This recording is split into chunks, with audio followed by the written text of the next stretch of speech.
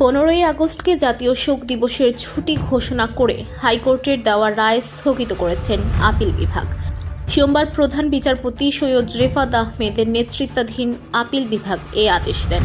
এর আগে গত 13ই আগস্ট রাতে প্রধান উপদেষ্টার দপ্তর থেকে পাঠানো এক সংবাদ বিজ্ঞপ্তিতে জানানো হয়, প্রধান উপদেষ্টা ডক্টর মোহাম্মদ ইউনূসের সভাপতিত্বে অনুষ্ঠিত উপদেষ্টা পরিষদের বৈঠকে 15ই আগস্টের ছুটি বাতিল করা হয়েছে।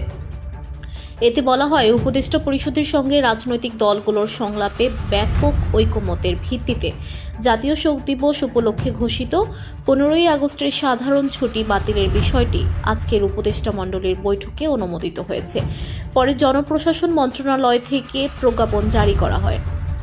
এর বিরুদ্ধে আওয়ামী লীগ সমর্থিত 3 জন আইনজীবী রিট করলে হাইকোর্ট বিএনপির নেতৃত্বাধীন জোট সরকারের মন্ত্রিসভার সিদ্ধান্তকে অবৈধ ঘোষণা করে রায় দেন।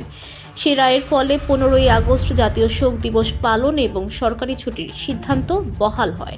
সম্প্রতি হাইকোর্টের ওই রায় স্থগিত চেয়ে আপিলের আবেদন করে রাষ্ট্রপক্ষ। VOD Bangla news desk.